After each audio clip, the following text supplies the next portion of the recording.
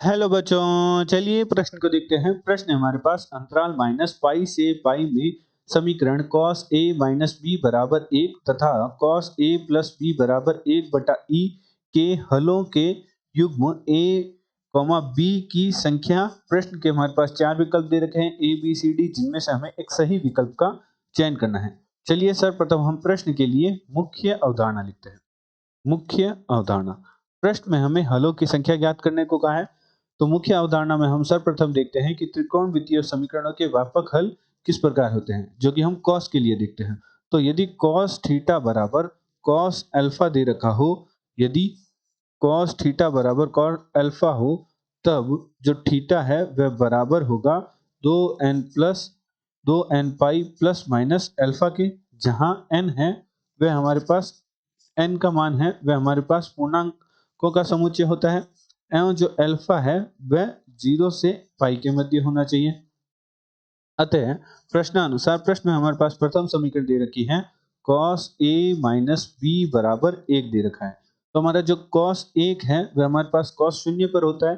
तो cos a minus B बराबर 1 की जगह हम लिख सकते हैं cos 0।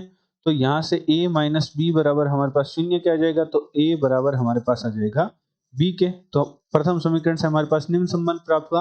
और द्वितीय समीकरण हमारे पास है cos a प्लस बी बराबर 1 बटा ई के। तो a b की जगह हम a लिख सकते हैं। तो cos 2a बराबर हमारे पास प्राप्त हुआ 1 बटा ई के। तो cos 2a हमारे पास एक वक्र प्राप्त हुआ और 1 बटा ई, क्योंकि हम जानते हैं कि जो e का मान है वह 2.732 होता है। तो 1 बटा ई का मान है, ई का मान 1.732 होता है, तो 1 बटा ई का मान है वह 1 से छोटा ही होगा।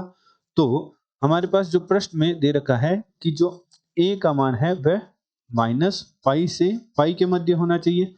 तो यहाँ हमारा 2a है, तो 2 की गुणा कर देते हैं। जो 2a का मान है वह हमारा माइनस 2 पाई से 2 पाई के मध्य होगा। तो चलिए माइनस 2 पाई से 2 पाई तक का हम cos के लिए वक्र बनाते हैं। तो ये यदि हमारा x अक्ष है और ये हमारा y अक्ष है, तो हमारा cos का जो वक्र है वह पाई से 2 पाई के मध्य कुछ इस प्रकार बनेगा। हमारा cos का जो वक्र है वह पाई से 2 पाई के मध्य कुछ इस प्रकार का प्राप्त होगा, जहां ये हमारा 1 होगा और यहाँ माइनस का 1 होगा। ये 2 पाई और यहाँ 2 पाई, माइनस का 2 पाई। यहाँ कहीं हमारा पाई बटा 2 होगा, यहाँ कहीं हमारा पाई होगा, यहाँ कहीं 3 पाई बटा 2 होगा। इसी प्रकार ऋणात्मक अक्ष में होगा। तो हमारा ये जो वक्र बना है वह हमारे cos 2a का प्राप्त हुआ है, बराबर हमारे पास है 1 बटा ई के।